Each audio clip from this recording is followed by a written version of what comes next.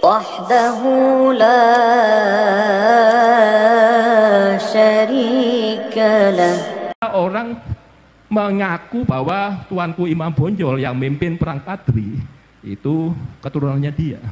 Tuanku Imam Bonjol itu asli pribumi, yaitu marganya Caniago. Caniago sama Swaidi itu dua marga gede. Dan kemudian Mahmud, dia Islamnya dari Aceh. Kalau dilihat dari campuran mungkin, tapi nggak ada yang dari Yaman sama di Arab itu nggak ada. Mosok karakter Nabi Muhammad itu orangnya sabar kok. Kok mosok hobinya marah-marah, kok meso-meso terus. Itu ngajak perang itu ajakan setan. Makanya orang asing harus kita waspadai semua.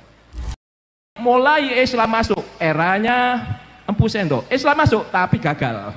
Empu Sendo itu namanya nanti ada Ismoyo Jati, ada kelompoknya Semar yang dibilang Punokawan. Itu nanti jadi aliran-aliran di Indonesia. Berbagai aliran sudah pernah berkelahi dengan antar agama, beda agama. Sehingga era Pikatan menunjukkan Buddha Hindu itu bersatu karena Borobudur. Stupa Borobudur bersatu. Yaitu namanya Bhinneka Tunggal Ika Dharma Mangurwa. Walaupun berbeda-beda agama, tetapi tetap satu. Nah, itulah etikal awal kita berpikir masa lalu kita itu, kita harus bersatu. Rupanya muncul kedatangan Islam. Perang lagi sama Hindu. Siapa yang mulai awalnya? Sultan Mehmed II dari Turki. Dia menguasai dari Ottoman Empire, menyerang Konstantinopel 1453. Konstantinopel Kristen diserang oleh Turki. Kalah itu Konstantinopel. Sejak itu dia memerintahkan anggotanya. Siapa diantaranya? Syekh Jumadil Kubro. Kemana? Ke Aceh. Nah, di Aceh dia menikahi warga setempat lokal. Rangkaiannya Samudra Pasai. Jadilah Samudra Pasai jadi Islam. Pertama rajanya Malikul Saleh, istrinya Putri Perlak, kerajaan Perlak. Nah ini cerita. Nanti dari Aceh ini leluhur Aceh menyerang ke wilayah Batak. Ada Tanakaru, ada Binjai diserang menjadi Islam. Nanti menyerang ke Padang. Padang itu juga terpengaruh oleh kalangan dari Arab tadi. Itu kisahnya. Kok ada orang mengaku bahwa tuanku Imam Bonjol yang mimpin perang Padri itu keturunannya dia. Tuanku Imam Bonjol itu asli pribumi, yaitu marganya Caniago. Caniago sama Swaidi itu dua marga gede. Dan kemudian Mahmud, dia Islamnya dari Aceh. Kalau dilihat dari campuran mungkin, tapi nggak ada yang dari Yaman sama di Arab itu nggak ada. Nah, nanti kalau kita logika asli aja, perang Padri itu ada 3 gelombang. 1803 sampai 1821. Selama 18 tahun Imam Bonjol mimpinnya 1815. 1803 itu masih tuanku. 1815 berarti kedatangan orang itu kan 1832, berarti logikanya nggak nyambung. Karena Imam Bonjol berkelahi dengan adat kerajaan Pagaruyung. Pagaruyung nggak mau masuk Islam, berkelahi terus dia. Apa yang terjadi? Yang adat kalah, Pagaruyungnya kalah, menang Islam. Adatnya minta tolong Belanda. Bersatulah Belanda dengan adat ini berkelahi dengan lawan Padri, kelompok syariat Islam. Setelah itu raja terakhirnya Sultan Alam Gagarsah masuk Islam, sehingga Padri mau menerima adat. Adatnya sekarang ada di Padang, namanya Nagari. Nggak mau dijadikan kepala desa, maunya Nagari terus.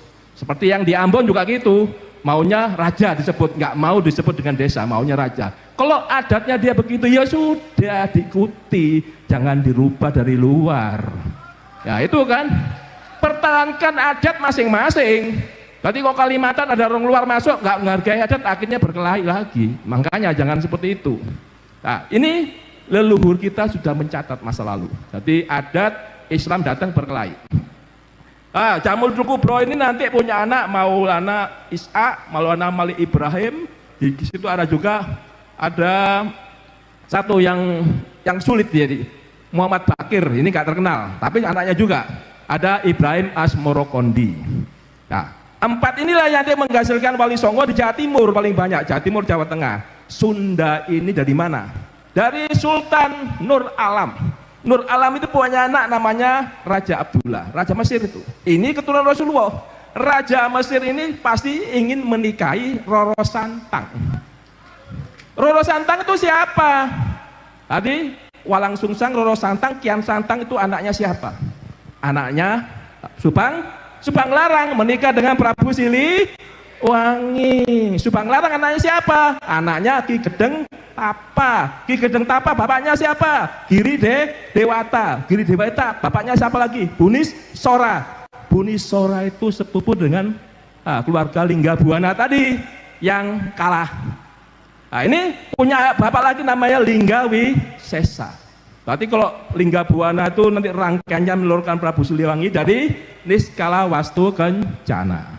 Punya anak lagi Dewa Niskala, kemudian punya anak lagi namanya Prabu Siliwangi. Ini menikah dengan Subang Larang, masih saudara.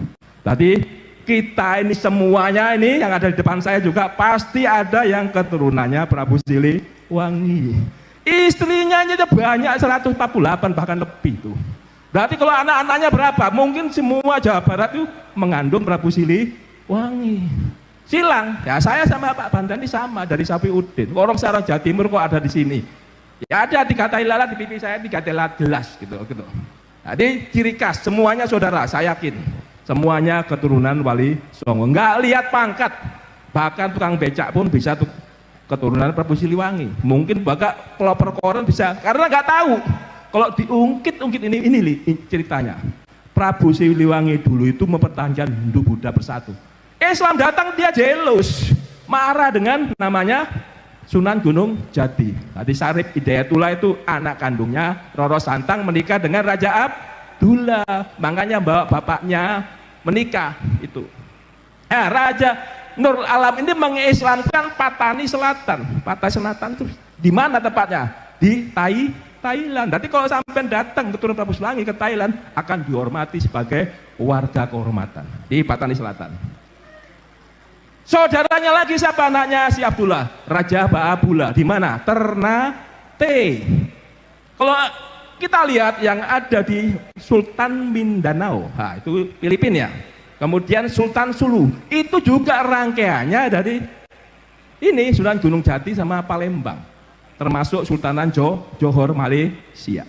Saudara, kenapa kok bisa dikatakan itu? Karena Roro Santang waktu setelah menduduki Gedeng Tapa, keluarganya itu menduduki Singapura. Singapura dulu awalnya dipegang oleh Sriwijaya, akhirnya dipegang kelompok Islam sana. Kenapa kok bisa dipegang Inggris? Itu namanya Kristen datang. Siapa? Kelompok misionaris dari semua orang-orang kolonial membawa agama Kristen. Perang lagi kita Islam sama Kristen. Dengan pengalaman itu, untuk saat ini jangan mengikuti model itu. Jadi kalau dilihat benteng Belanda itu pasti sebelahnya Kristen, sebelahnya Islam. Ini di Ambon terjadi. Setiap benteng yang ada di Ambon, Islam Kristen. Begitu disulut, perang agama terjadi di Ambon. Siapa pemicunya? Semuanya adalah orang asing. Orang pribumi itu ditipu, selalu ditipu. Makanya saya tidak sependapat kalau di sejarah Indonesia itu ada pemberontak.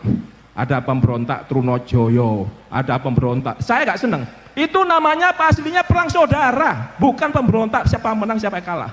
Karena yang menang pasti jadi pahlawan, yang kalah jadi pemberontak. Itu nggak benar. Aslinya perang saudara. Karena berbeda pandangan, jadilah dia saling nggak setuju ribut. Pak Karno waktu jadi presiden mempersatukan Nusantara. Siapa yang mempersatukan ide pertama dari keluar? Ide persatuan dari Aceh, yaitu PUSA, Persatuan Ulama Seluruh Aceh.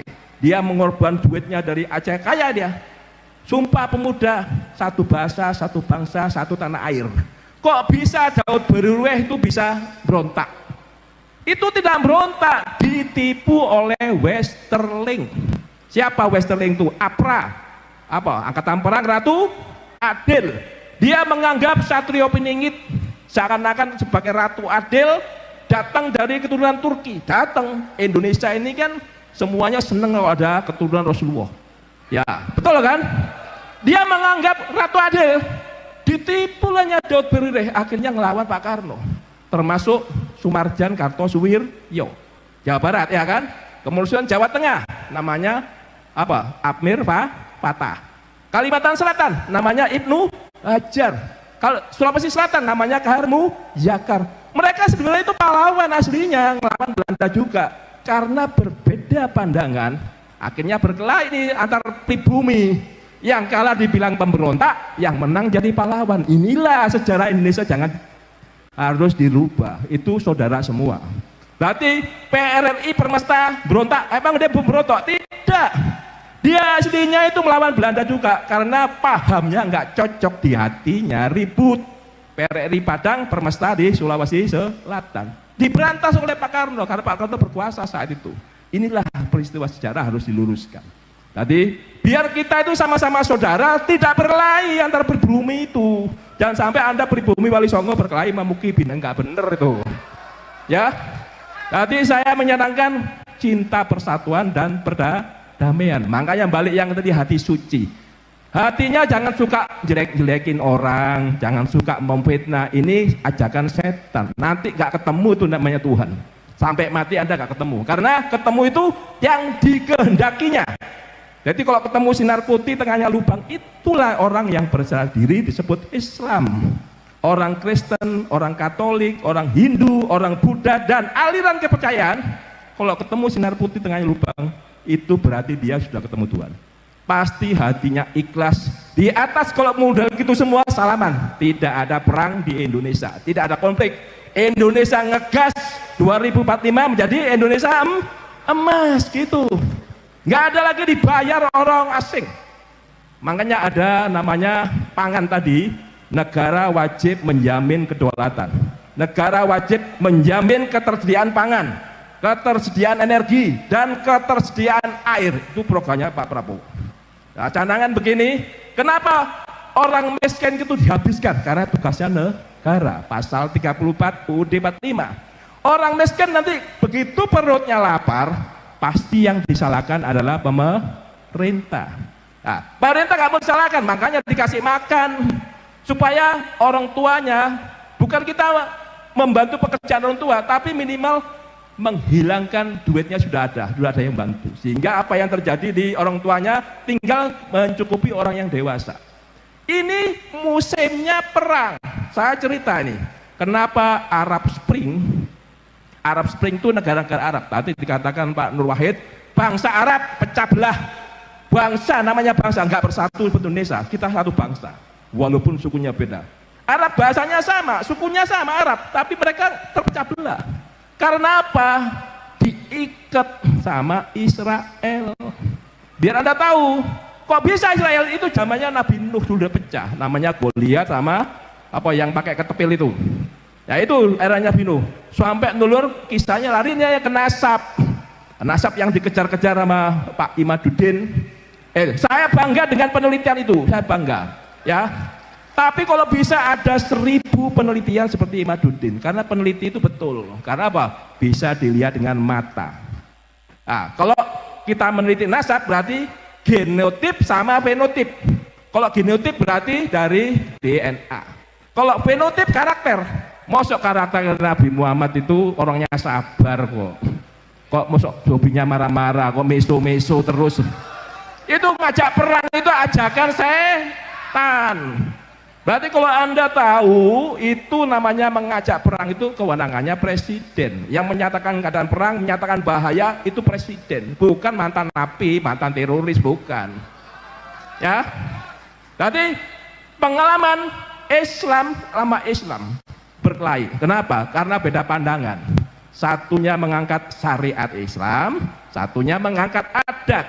Syariat Islam dari dulu berkelahi sama adat. Contohnya tadi Padri. Kedua contohnya adalah eranya Raden Patah, ribut sesajen-sesajen dihilangin. Nah, kisah ini adalah Muhammadiyah sama NU, sama-sama saudara. Karena sudah Pancasila, mereka tidak saling ganggu. Contohnya Muhammadiyah suka doa kunut, NU gak suka. Ya jangan ganggu, kalau agamamu agamaku, agamaku agamaku. Jangan saling memaksakan kehendak agama. Itu di Pancasila tertulis. Jadi kalau kamu suka ke makam, jangan kau bilang itu saya sirik. Saya tidak sirik. Hati saya kalau saya mendoakan orang tua itu lebih sreg kok di kuburannya. Tapi saya bukan nyembah kuburan, nyembah saya ke Tuhan. Itulah filosofi. Hindu Buddha itu turun temurun sampai ke kita.